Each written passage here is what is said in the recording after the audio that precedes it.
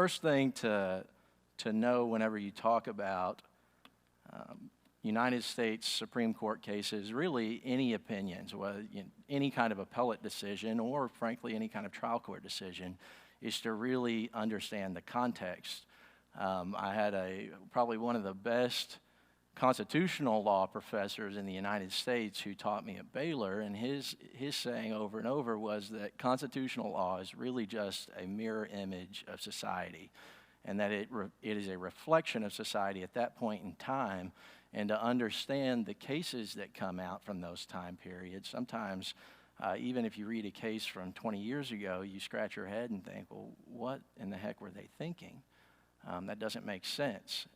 But you've got to think, most of you are too young, but, I grew up without cell phones, and these cases are inside of a context of totally different societies than we are now, and it seems like society changes so much more, even more quickly these years. I saw on Twitter, they actually celebrated their 10-year anniversary. I've never tweeted, and frankly, I'm confused by the topic. I'm sure many of you in here probably do that, but just these small kind of contextual, historical perspectives helps you understand the cases. So the first case that we're going to talk about first is Plessy versus Ferguson. Raise your hand if you've ever heard just the name of that case. Okay, raise your hand if you've ever heard of the name of the case, Brown versus Board of Education. Okay, I really like that introduction. I worked with Sandra Day O'Connor, who is the first female justice on the United States Supreme Court, to bring a civics program to Texas, and her civics program is called iCivics.org. One of the things that she used to it fascinated her was people could name all the judges on American Idol, but they couldn't name a single judge on the United States Supreme Court. And frankly, I fall victim to some of these things. It's silly how much we get into pop culture and we can name all these things, but we don't know the most basic facts that are the very foundation of the law in this country and why we do certain things day in and day out. Why we have arguments. You saw Justice Antonin Scalia died recently. Why is it such an important spot to fill? Because it literally changes the nation whenever the court decides a topic, especially the important topics. The court decides every 10, 20, 30 years or so. There's something that's just revolutionary, really. Plessy versus Ferguson. To give you a little bit of background, and I don't have a whole lot of time, so I'm going to try not to make them bring out the hook and pull me off stage. A little bit of background. Plessy was a man who was 7/8 white and 1/8 black. And this is a style case that was actually done as a test case. The East Louisiana Railroad Company had cars, and Louisiana had passed legislation within a few years of this case that said that each rail car operating within the state of Louisiana had to have separate cars for whites and for blacks, or people of color is kind of how they phrased it in the law. And so the test case took Plessy, a guy named Homer Plessy, and they put him on that railroad who disagreed with the law because, one, I think it was because of the cost. They said, well, we have to do this to every train that's on the line. It's expensive. And so they agreed with a group of concerned citizens to let Plessy come on board, have a private investigator arrest him. The investigator was in on this whole scheme, and they arrested him as soon as he got on and took him off at the next stop. And that started the case. The case eventually, well, first of all the lower court said, this is perfectly legitimate exercise of the state's power. They can do this.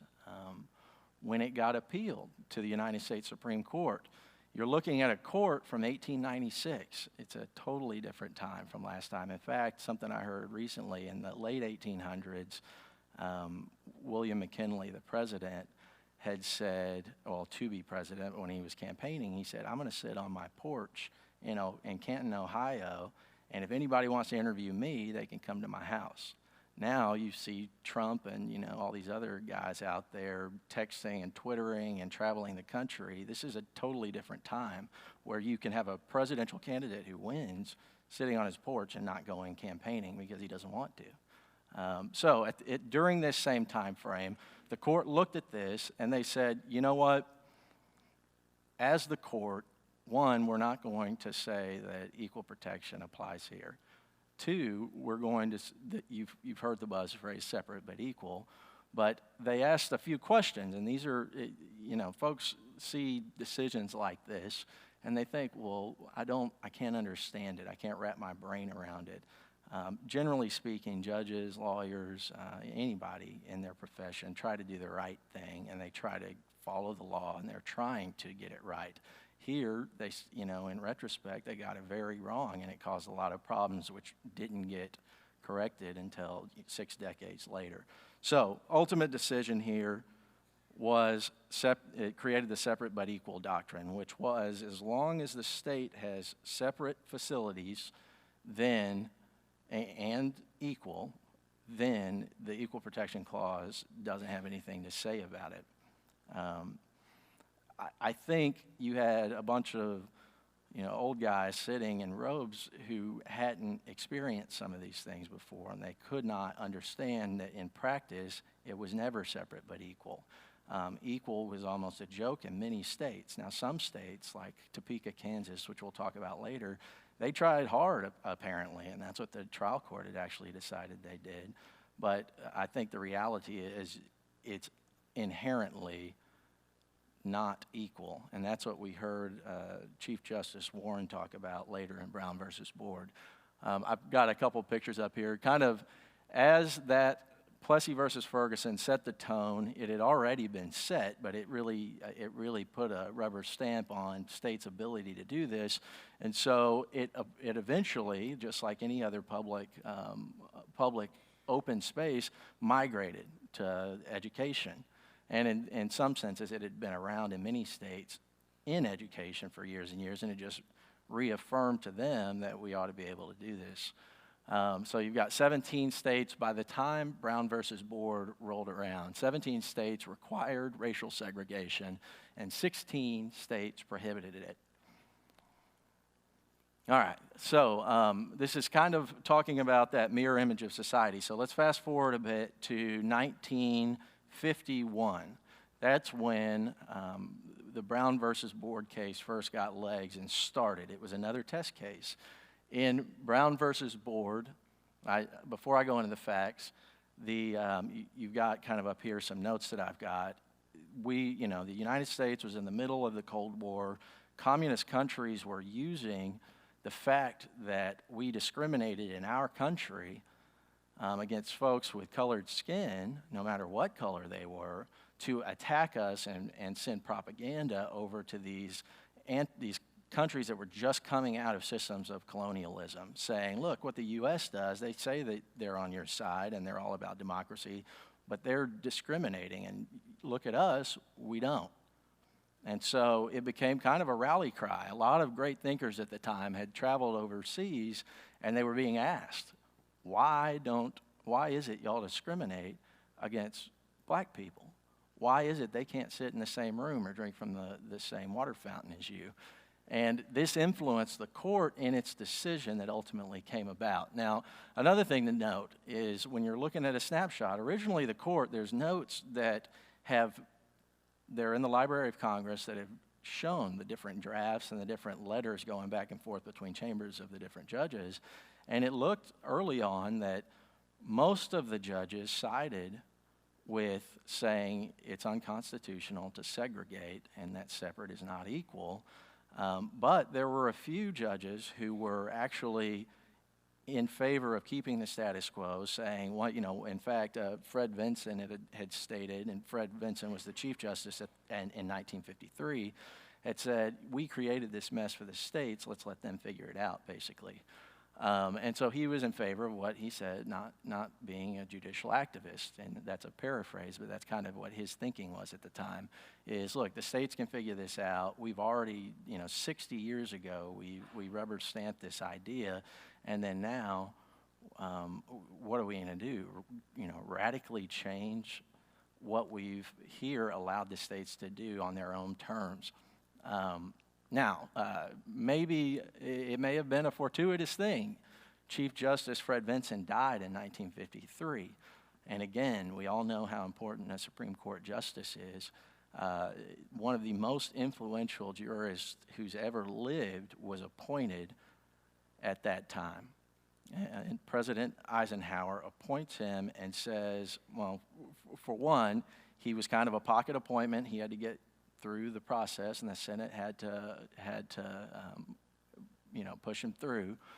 And in the meantime, he was gearing up. He was a judge of consensus, and so he was going back and forth to all these judges on the Supreme Court and trying to talk them into what he thought was the right thing to do, which is, we say equal protection, we need to mean equal protection in the 14th Amendment to the United States Constitution.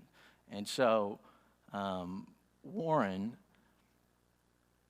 after he was confirmed by the Senate, he then radically used all of his political skills to get everyone on board. He realized that if there was even a single dissenter, that all the states that they already knew, especially states in the South, that they already knew were going to have a problem with this, they were going to fight tooth and nail, and to have a dissenting opinion that they could hang their hat on, a hook for their hat to hang on, he knew would be a problem. And so he, probably in one of the best examples of political arm twisting in our country's history as far as the Supreme Court is concerned, got everybody on board.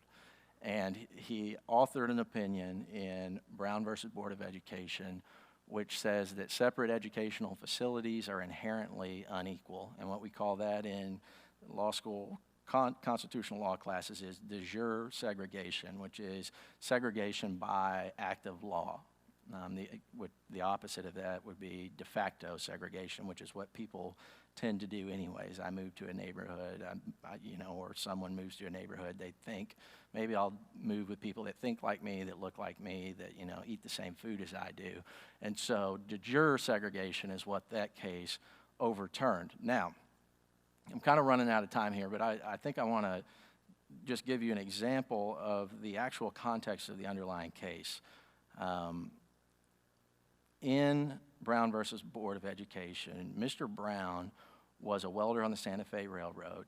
He had a young daughter who was in elementary school, and her name was Linda. And Linda had a school that was Sumner Elementary School in Kansas, Topeka, Kansas, that was about 7 blocks from her. And she, rather than being able to walk to that school, had to walk 6 blocks to a bus stop. She had to get on the bus, and then she had to take it over a mile to Monroe Elementary School, which was a school for black people at the time. And so her case, again, was another style case. Her dad was encouraged by the NAACP to go in and try to enroll her at Sumner, just right down the block from her. And she recalled in some interviews later that she, was led by the hand into the office. She sat outside with the secretary, heard her dad raise his voice when he's talking to the principal, and kind of storm out and grab her by the hand and walk her out. And that started, and that got him to agree to join on this case. And that case eventually is what came to overturn segregation as far as state-sponsored or federally sponsored segregation as unconstitutional and a violation of the Equal Protection Clause. I've got, so of course, this was one of the things. The court said, I want the states and the courts, this is Warren's words, to proceed to fix this essentially with all deliberate speed. And I think we all know that it took years and years and years to eventually desegregate, and even then, a lot of states didn't do a very good job of it. We had Arkansas, the governor of Arkansas called out his National Guard, and some of the most famous pictures from U.S. history, Little Rock Central High School, he put the National Guard on station there and said, we're not going to let any black people into this school. We are going to continue segregation. You can see the other list of all the states. In fact, the only state that was considered, or that's considered a southern state, that was the first one to voluntarily desegregate was Greensboro, North Carolina in 1954, but some of them took many, many years to accomplish that. I put a couple pictures, and my time's up, but I put a couple pictures up here to show you, and you can see some of the communist propaganda used by folks in Arkansas at the time who are saying, you know, race mixing is communism. And, you know, the communists are overseas saying, look at what the U.S. people do. They don't even allow people of color to vote. They don't allow people of color to make any decisions, to attend school with white people, et cetera. And then this one is probably one of the most famous photos with a young lady in the background screaming. My point to this discussion is this is truly you've got to look at it in the historical context. If you haven't ever read either of those cases, I would highly suggest reading it. Plessy is pretty deep and hard to understand, but Brown is very well written and is an excellent case to read if you've got about 10 minutes, because it's not very long. So thank you guys. I appreciate your time.